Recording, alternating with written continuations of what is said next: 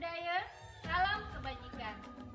Saya Nurliana, calon guru penggerak angkatan 6 dari SMP Satap SMP Negeri 1 Kulisusu, Buton Utara, Sulawesi Tenggara. Kali ini saya akan melakukan aksi nyata yang saya ketiga, yakni tentang visi guru penggerak untuk modul 1.3. Dan sebelum saya melakukan visi saya ini, saya telah belajar banyak tentang filosofis pendidikan PJ Dewantara pada modul 1.1 serta tentang nilai dan peran guru penggerak pada modul 1.2. Kedua modul ini sangat membantu saya untuk mewujudkan visi saya sebagai guru penggerak. Seperti biasa, saya akan memperkenalkan dua inspirator saya.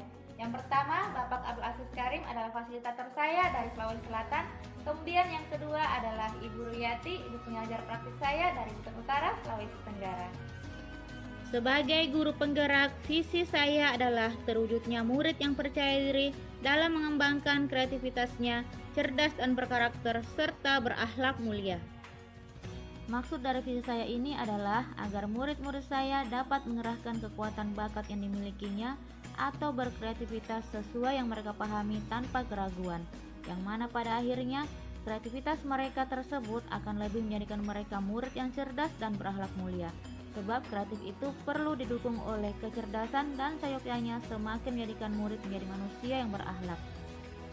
Saya menjadikan hal ini sebagai visi saya sebab saya melihat bahwa kondisi murid-murid saya sebenarnya memiliki potensi untuk berkembang melalui bakat yang mereka miliki. Hanya saja mereka kurang percaya diri untuk mengeksplor bakat mereka tersebut. Untuk itu, saya bertekad untuk mengerahkan dan mengembangkan potensi bakat mereka dengan terlebih dahulu membangkitkan kepercayaan diri mereka. Pemikiran akan visi saya ini sejalan dengan filosofis pendidikan Ki Hajar Dewantara, yakni bahwa seorang guru atau pendidik hendaknya menuntun segala kodrat yang ada pada anak-anak agar mereka mencapai keselamatan dan kebahagiaan yang setinggi-tingginya, baik sebagai manusia maupun sebagai anggota masyarakat. Sebab itu, guru harus mampu mendesain sebuah pembelajaran yang berpusat pada murid. Dan karena itulah, dalam visi saya ini, murid akan mengembangkan kreativitasnya dalam kegiatan pembelajaran. Misalnya saja dalam pembelajaran IPA, saya menuntun murid untuk menghasilkan suatu karya sesuai pengalaman mereka sehubungan dengan pembelajaran yang sedang berlangsung. Contohnya seperti pembelajaran tentang sistem reproduksi kemarin, beberapa murid saya tertarik untuk membuat tahapan pembelahan secara mitosis dan meiosis dengan menggunakan bahan-bahan yang biasa mereka pakai untuk bermain seperti gardus dan plastisin. Ataupun seperti ketika saya melakukan pembelajaran tentang benda di lingkungan sekitar pada beberapa waktu lalu, selain mengajak murid untuk mengamati beberapa benda hidup dan tak hidup lingkungan sekitar, saya juga menuntun murid saya yang gemar menjaga keadaan lingkungan sekolah, misalnya seperti mereka mengembangkan kreativitasnya dengan cara memperindah keadaan taman di lingkungan sekolah.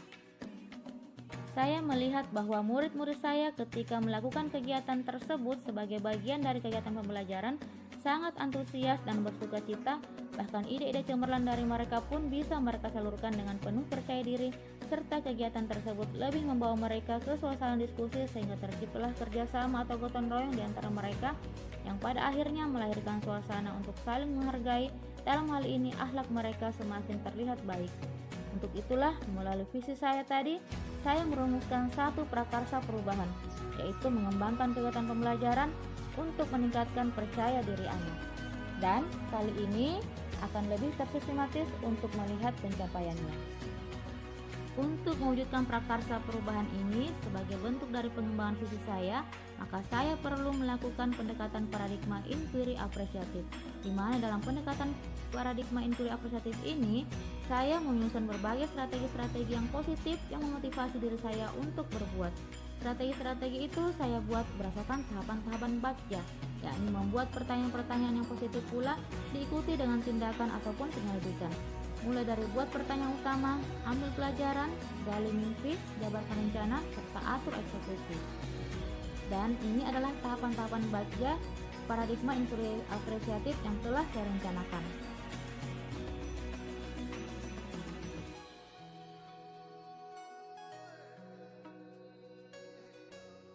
Sebagai langkah awal dari strategi penerapan inquiry apresiatif saya nantinya, maka saya membuat pertanyaan utama pada tahapan bagja, dan tindakan yang saya lakukan adalah saya berdiskusi dengan kepala sekolah dan rekan guru tentang pentingnya mengembangkan kegiatan pembelajaran yang meningkatkan percaya diri anak.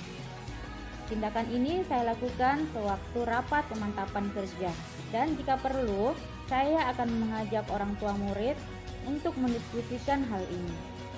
Tahap kedua adalah ambil pelajaran.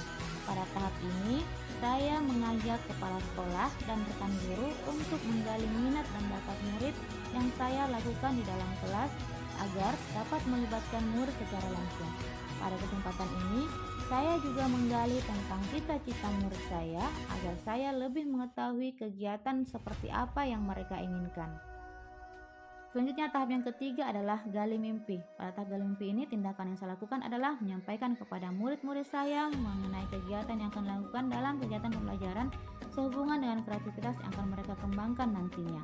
Dan saya memberi kesempatan kepada murid untuk memilah kegiatan tersebut sesuai yang mereka minati.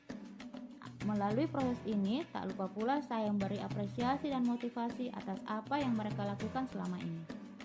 Setelah menyepakati bersama, maka tahap selanjutnya adalah jabarkan rencana.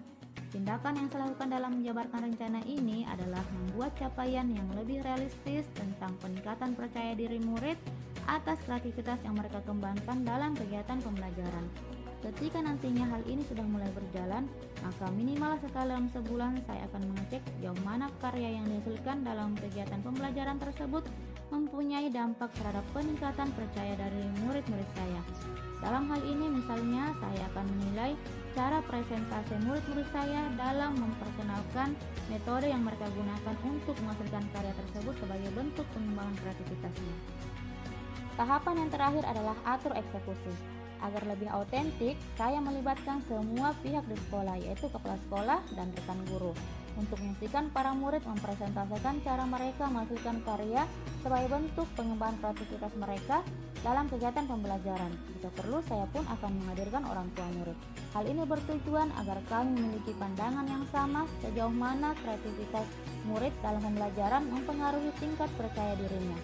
Dan agar kegiatan ini dapat terus berlangsung dengan kondisi yang nyaman dan menyenangkan bagi murid, maka saya meminta kepala sekolah untuk selalu memonitor pembelajaran yang berlangsung. Kekuatan aset pada pendekatan ini terletak pada murid saya sendiri, yakni sejauh mana mereka mampu mengembangkan kreativitasnya dalam pembelajaran sehingga dapat meningkatkan percaya dirinya.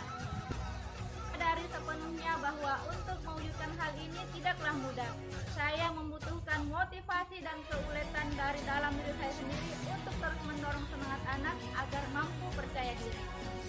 Saya juga harus terus mendampingi murid-murid saya untuk bertukar pikiran sehingga bisa saling bekerja sama atau saling bergotong royong dalam mengembangkan kreativitasnya atau ketika mengembangkan karya-karyanya. Dengan cara ini, mereka akan lebih saling menghargai sehingga nantinya akan terbentuklah akhlak yang lebih baik.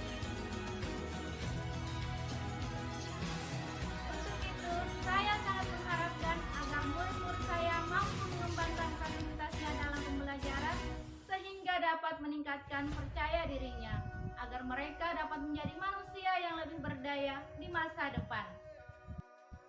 Baiklah, semoga apa yang saya utarakan dalam aksi nyata saya yang ketiga ini bermanfaat, terutama untuk diri saya sendiri agar senantiasa termotivasi untuk berbuat.